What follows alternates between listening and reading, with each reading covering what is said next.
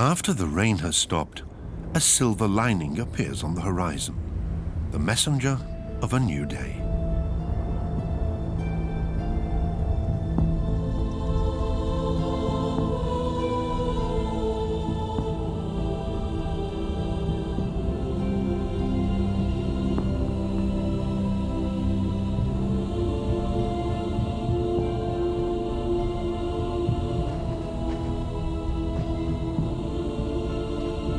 The creatures of the night withdraw. The moon disappears behind the horizon, and the stage is set for a new day in the Alps of Berchtesgaden.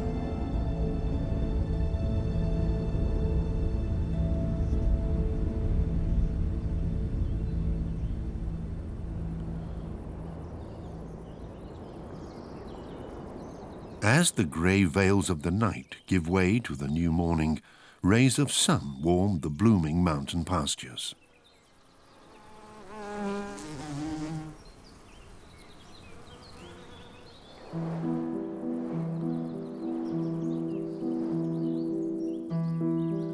Beetles, butterflies and other insects have hatched out of countless cocoons and chrysalises. It's summer in Berchtesgaden National Park. Long ago, caterpillars transformed into these delicate Apollo butterflies. These rare butterflies with cherry red spots flutter angelically across the alpine meadows.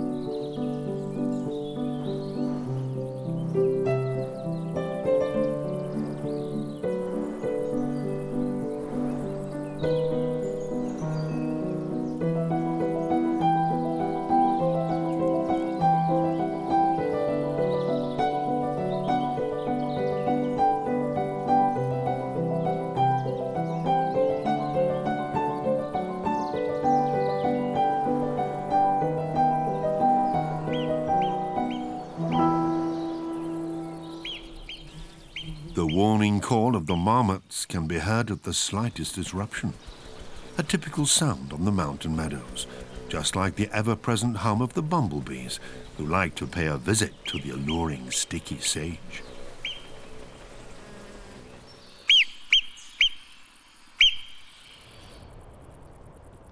Just a few weeks ago, the calls of the marmots would have spread panic among the herds of chamois. But since they are 2 months old now, the fawns have outgrown their last potential enemy, the golden eagle.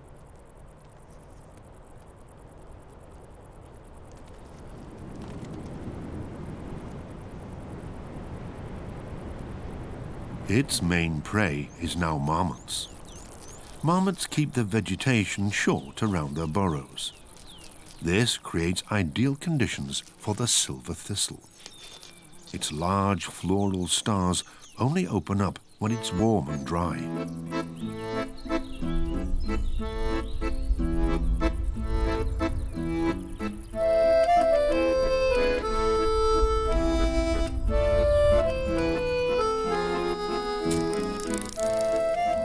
The rattled grasshopper appears.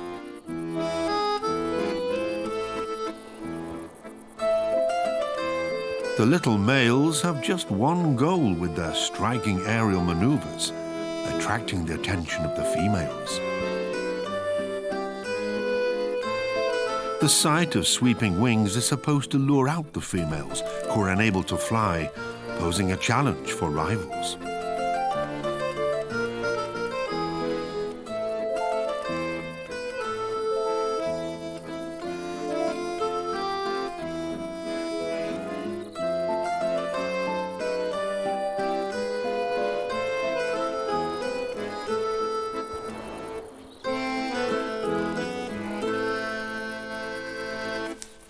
Once a female has been identified, the rattled grasshopper prepares for landing.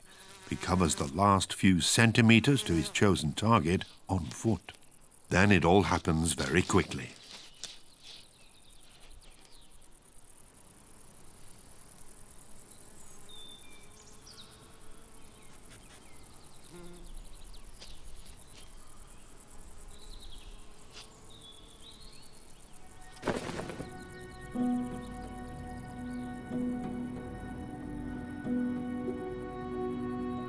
A mighty karst plateau lies deep in the heart of the national park.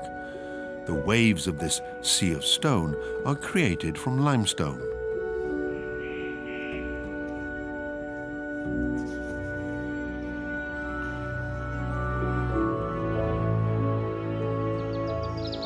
This is the land of Arolla and mountain pine.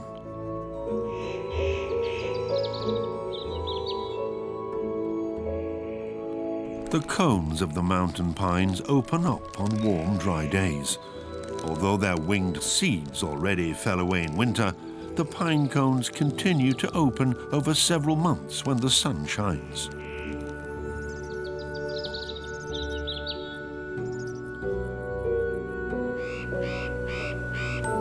Arolla pine cones, however, remain firmly closed, never opening. Outside help is needed to release their seeds, and this comes from the nutcracker.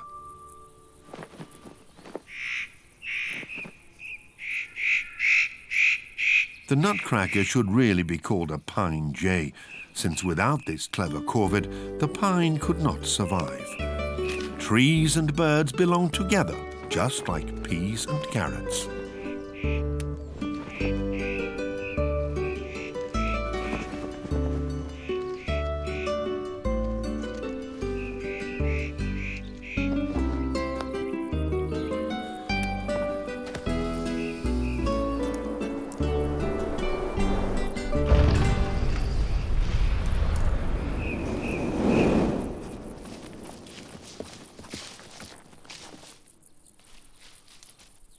Not every animal can build a winter stockpile, but the nutcracker is a master of storage logistics. After a few well-placed pecks, the cone is open and the seeds disappear one by one into his throat pouch.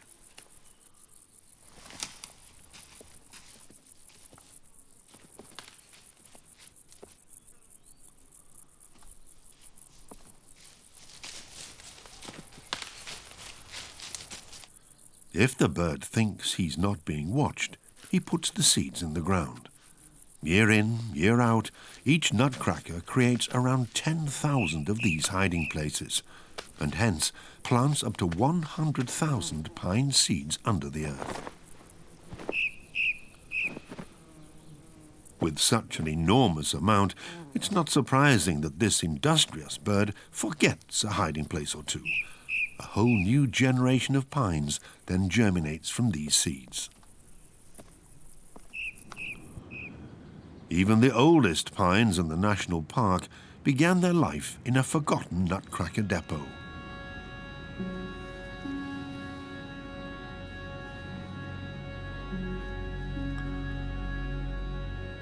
When night falls over the sea of stone and the warmth of the closing day disappears into space, cold air masses stream from all sides into a dip in the national park that has now become famous.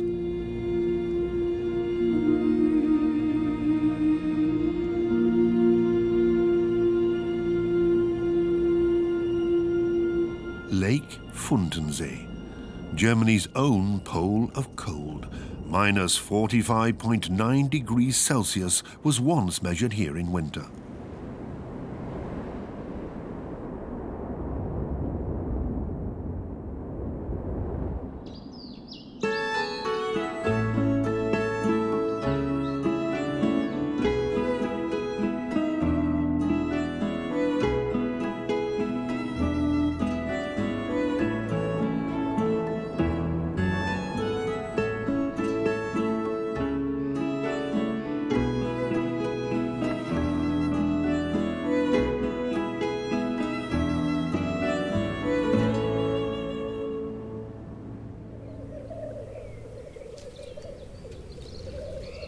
In late summer, the fruits of the rowan tree ripen. Despite persistent rumors, they are not poisonous. Their red color attracts birds as if by magic, just like these black grouse.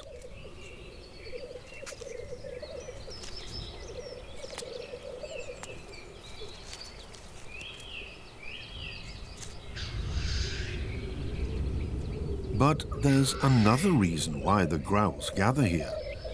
It's the arena for their mating display.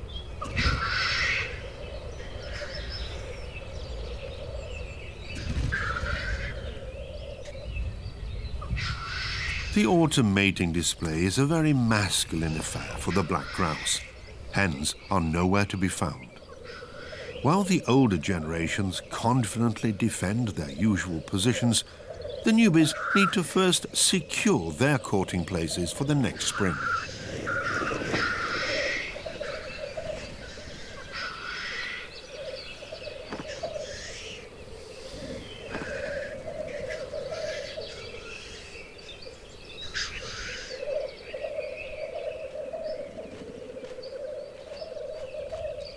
A young bird that has not yet fully molted seems almost out of place in the company of these seasoned males.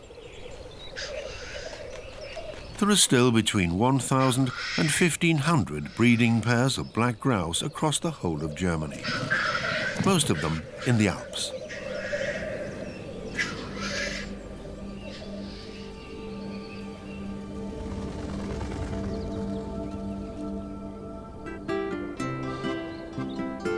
A visitor makes itself known on the black grouse meadow.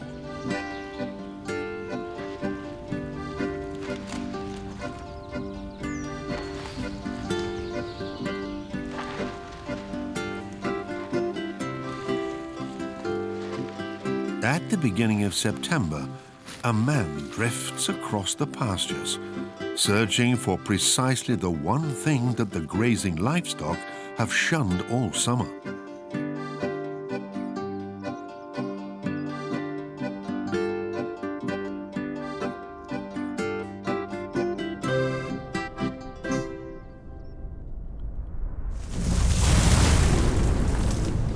The terribly bitter gentian. The power of this fine herb has long since disappeared from the leaves and shoots and is packed into the rootstock. And that's exactly what this visitor is going for.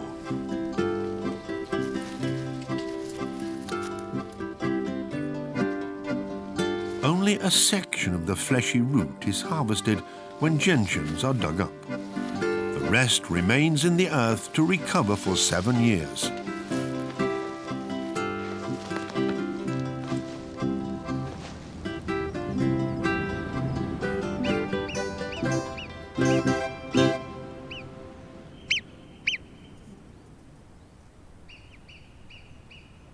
However sustainable this form of cultivation may be, the marmots are suspicious.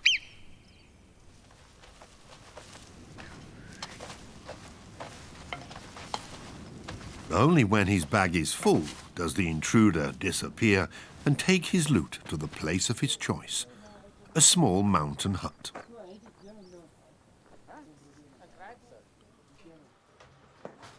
Once the mash from the roots has fermented for 6 weeks, it goes into the burner.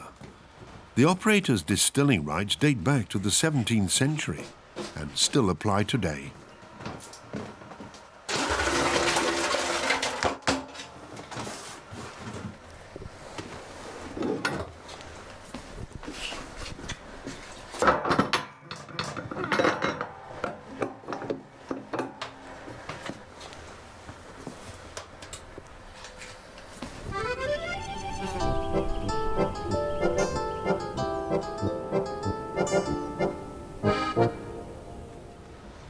The essence of the root only becomes apparent after double distillation.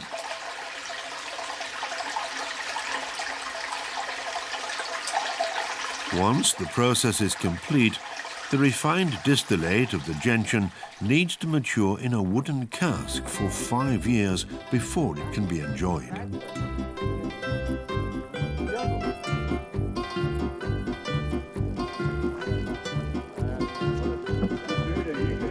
It's all a question of taste. The very bitter substance that the cattle avoid appeals to people who enjoy this fine liqueur with an earthy, bitter flavour, a unique specialty.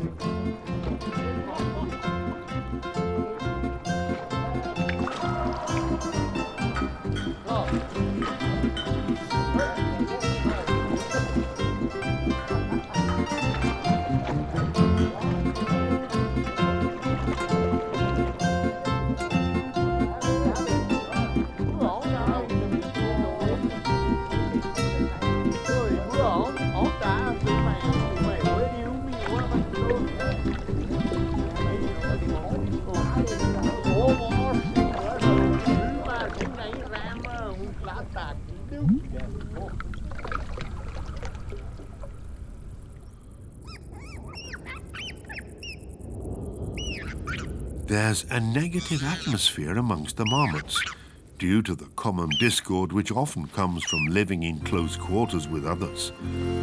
This usually only amounts to harmless scuffles within the family.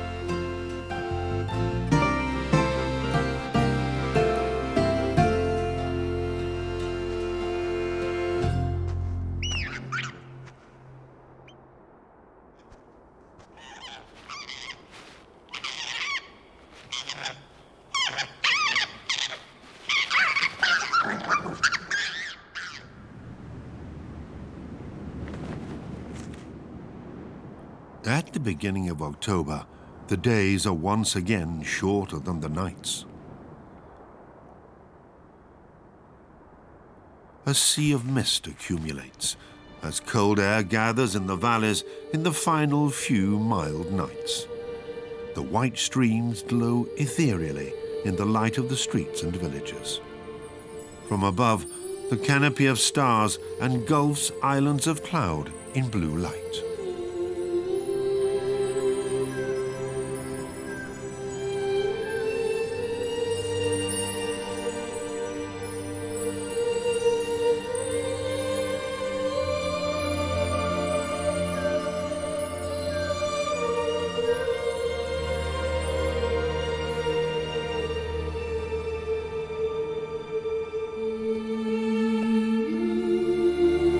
Alpine ibex walk across steep cliffs with the assuredness of sleepwalkers. And, just like in waking, the mist draws away, revealing the enchanting Lake Königssee. Preparations are being made on this Alp for a spectacle that is completely unique to Bavaria, the so-called ceremonial cattle drive of a somewhat different kind.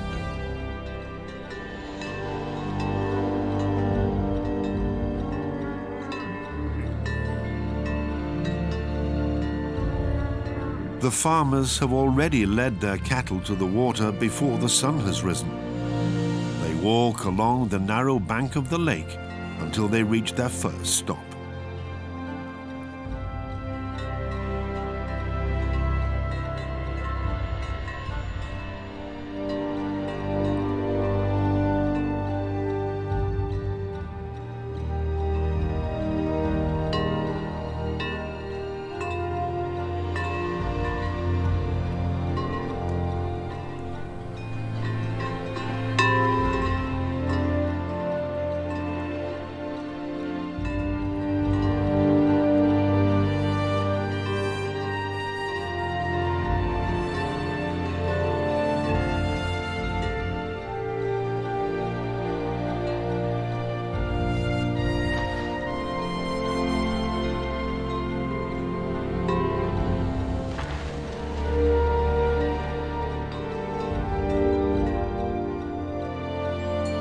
Half an hour later, the herd has reached the harbour.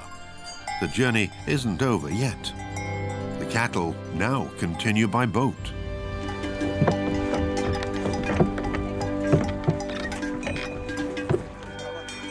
As soon as the last cow is on board, the raft heads for the other end of the lake. The vehicle consists of 2 boats with a wooden pen installed on them. Up till around 1930, the cattle were led on a 7-hour-long march over the mountains. This transit is much more comfortable for everyone.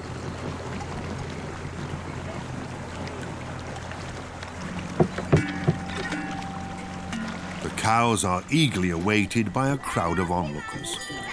The climax of the animal procession comes after they're unloaded. The colourful jewellery is ready and waiting.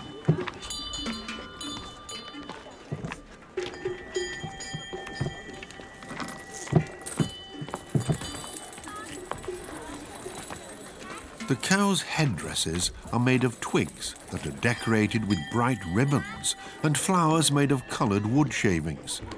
It takes several weeks of detailed work for the herdsmen to make these decorations.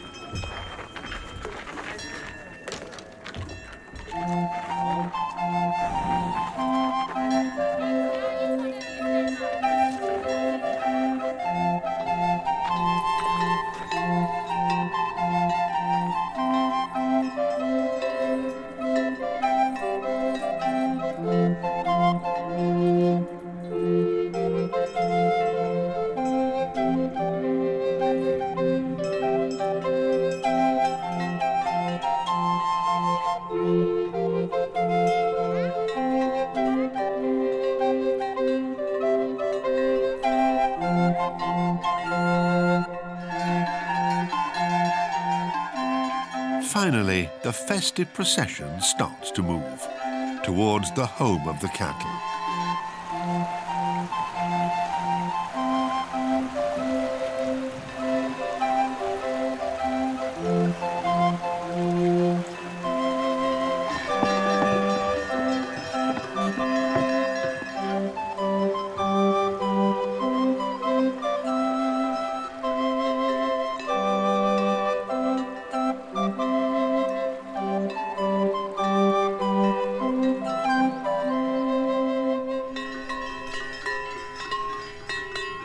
You can hear bells ringing everywhere in Berchtesgaden now. Cattle are being led to the valleys from many other Alps too.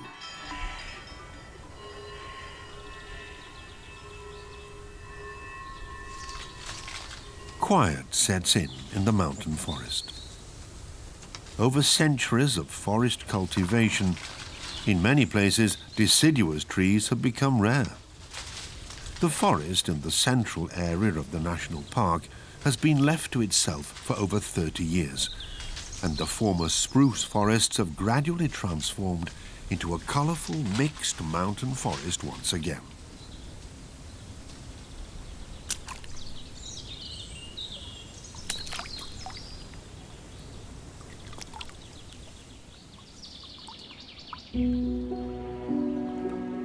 A mountain lake lies flat as a mirror.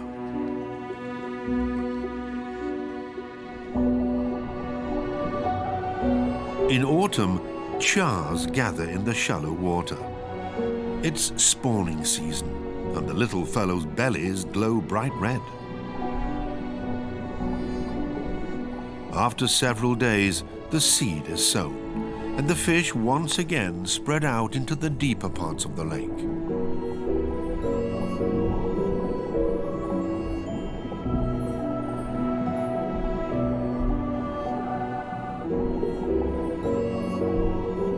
One fish here lives in waters 10 times as deep, never leaving the twilight zone or entering the shallow water even in the spawning season.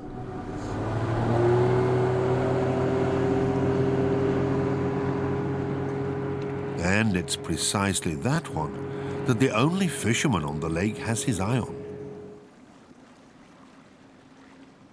This form of fishing has existed since the 16th century.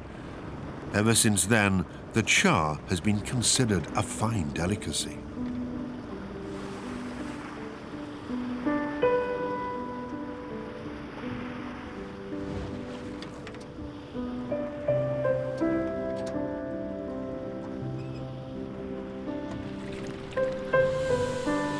These small fish are only taken out of the lake between September and December.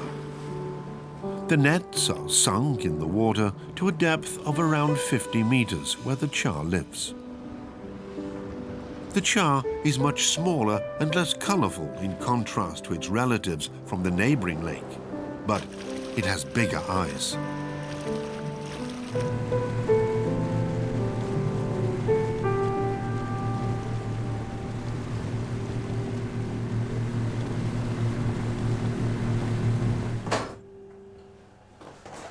Fishing at the lake has a long and rich tradition.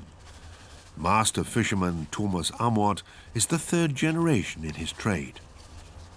Alongside making the catch itself, the task of preparing the fish also rests in his hands.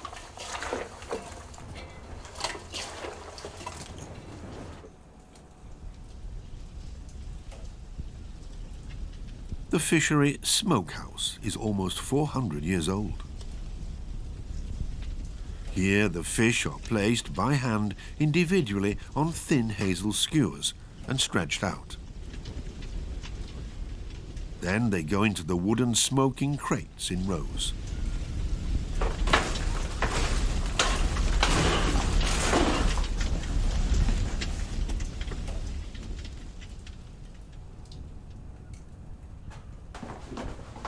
Hours later, an unmistakable aroma fills the small room.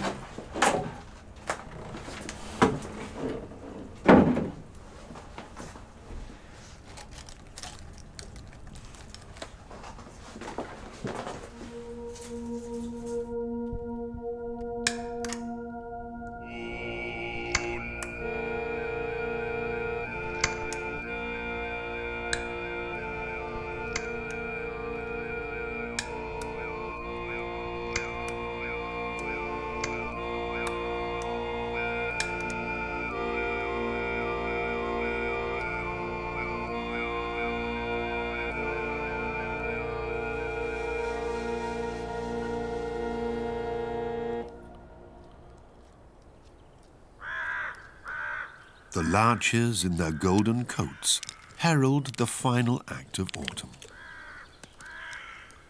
The three-toed woodpecker is a skillful beetle hunter. He cleverly lifts little pieces of bark from the spruce trunk to get at the delicious larvae of the bark beetle.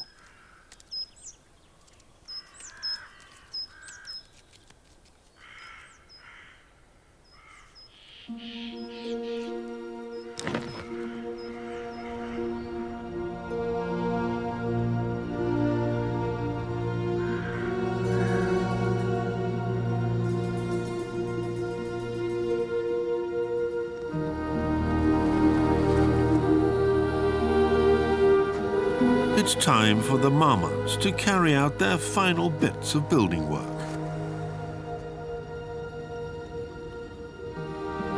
These young animals are about to experience their first hibernation.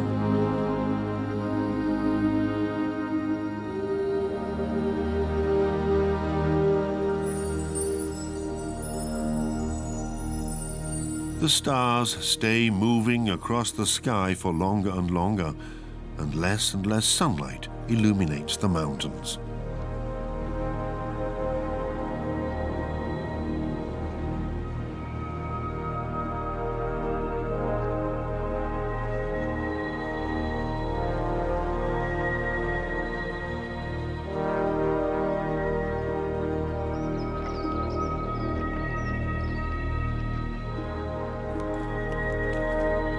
An atmosphere of departure lies in the air. Soon the Alpine ibex will make their way into their winter quarters on the other side of the national park's border.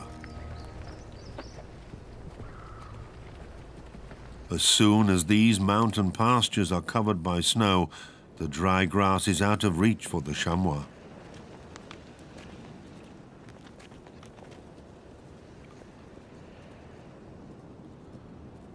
It only recently became known that the Alpine ibex was wiped out by huntsmen in the Middle Ages. It was, however, reintroduced here around 80 years ago. It's estimated that about 150 animals populate this area today.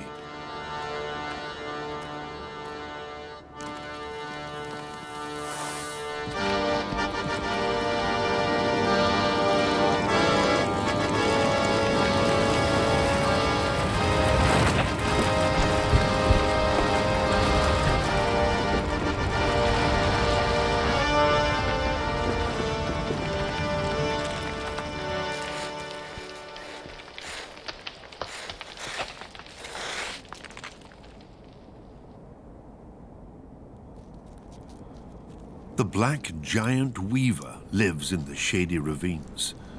He's not much of a hunter and is more interested in dead flesh.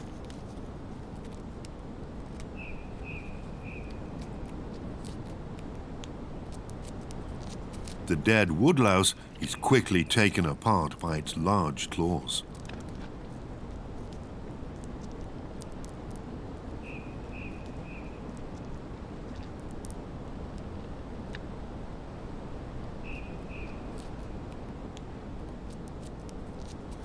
Elegantly, a female moves closer. The male can't miss an opportunity like this.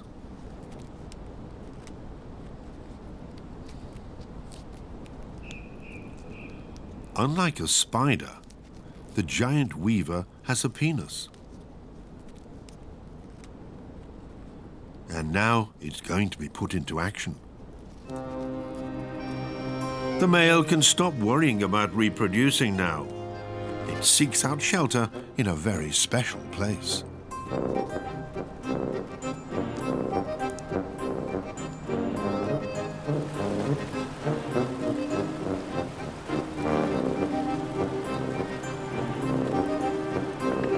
Black giant weavers like to live in cool, damp ravines.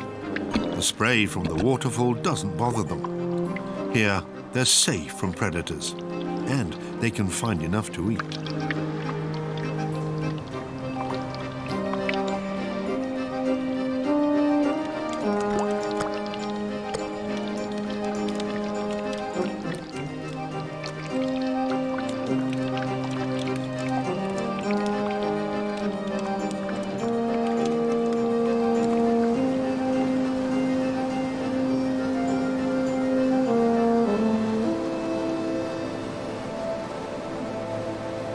This is the highest waterfall in Germany.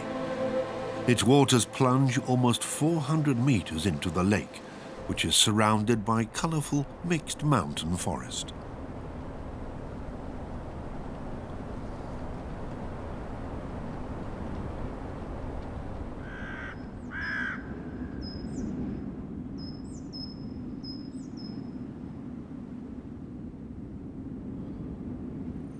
The city of Berchtesgaden lies at the foot of this stunning mountain backdrop. The city was established in 1102 and is the gateway to the national park today. Berchtesgaden is a magnet for both nature lovers and mountaineers. Many of the 7,500 residents live from tourism and thus also from their national park, even now as the ski season begins at the start of winter. Thick snow clouds accumulate and unload their white cargo over the peaks and ridges. Green spruces and mountain pines disappear under a thick layer of snow for many weeks.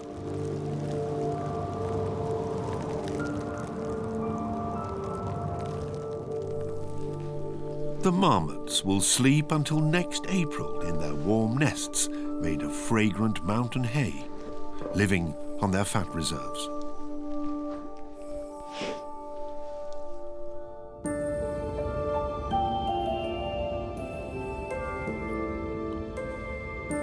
The waterfalls are frozen into icy garlands and shine with a pale glow under the starlight.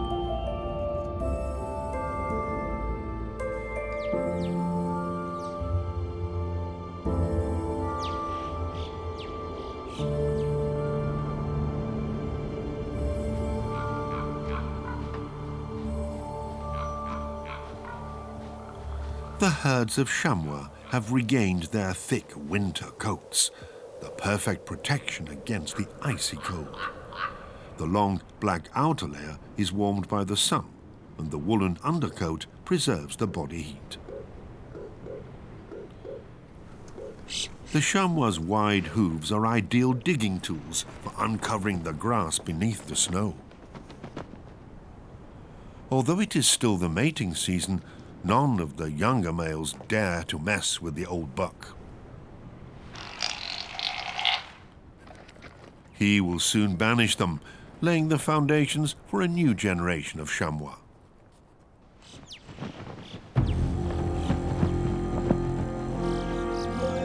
the edelweiss has scattered its seeds. The alpine chough has raised its offspring. In the national park, the circle of life is closing and is ready to begin again, just as it has since time immemorial.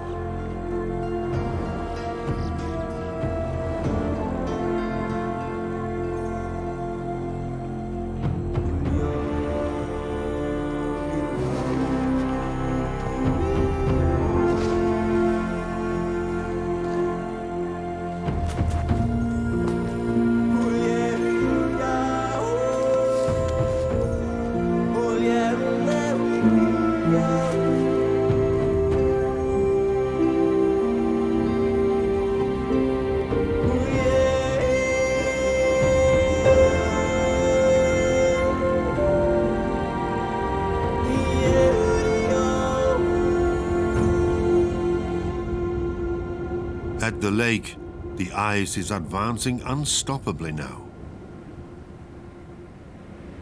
Golden eagles spiral up above. Down below, the fishermen's houses are besieged by a circle of ice.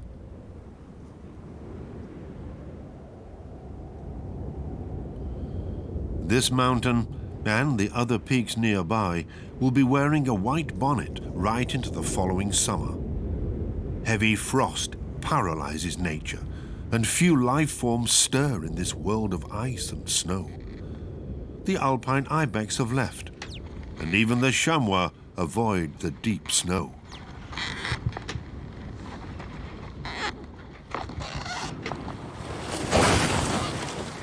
But that's not the case for everyone.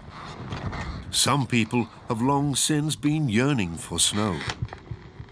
The national park is a paradise for ski mountaineers. Many pass through here to enjoy some of the most beautiful routes in the whole of the Alps.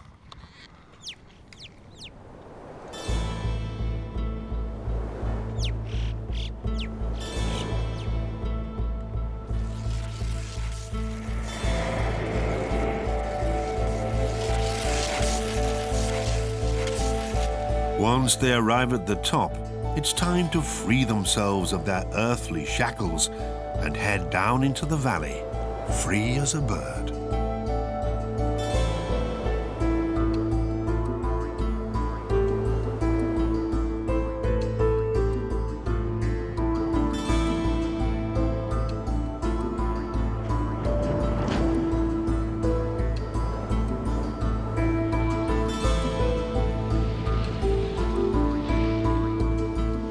Off the beaten track of the groomed slopes, on untouched snow, the descent begins through the mountain wilderness, a unique experience of nature.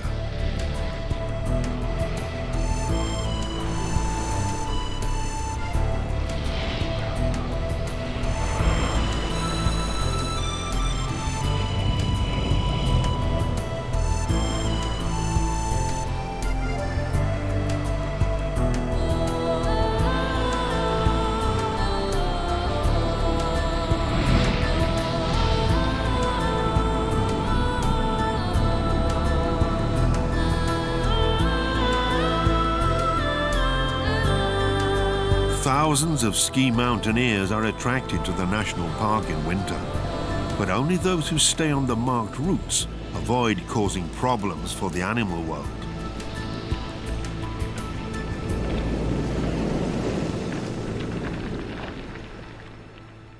Birds also struggle to survive in winter. Only a few stay faithful to the peaks. The snowfinch is one of them. Now he can move on foot again, looking for food from branch to branch. The nutcrackers can no longer live on what they can find above the blanket of snow. The Arolla pines take care of them. They are the most frost-hardy trees in the Alps. Now there are holes in the snow at the foot of the robust trees.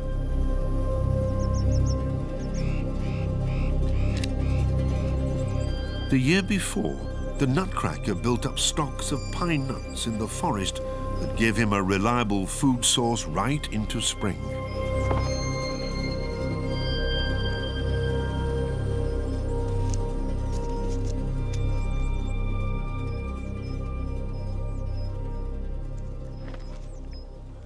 The pine nuts that the clever bird doesn't manage to find again germinate, and a new generation of pines starts to grow. The nutcracker plants his very own pine nut grove.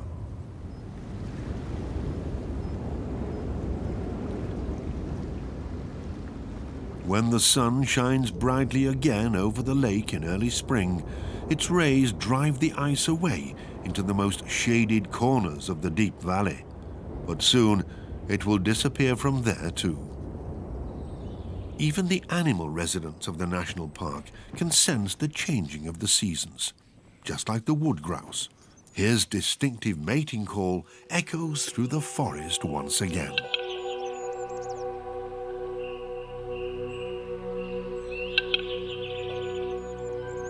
A new year runs its course in the mountains and valleys of Germany's only Alpine National Park.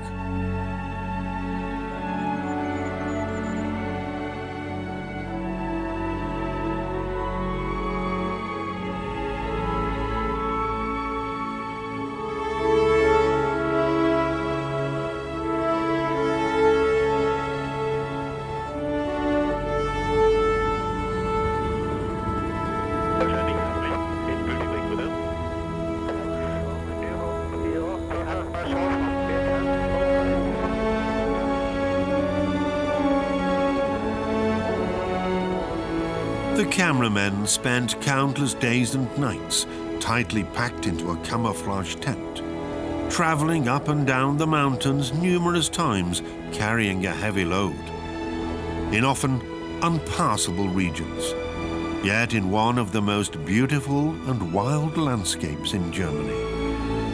How did these films come about? Well, that's another story completely.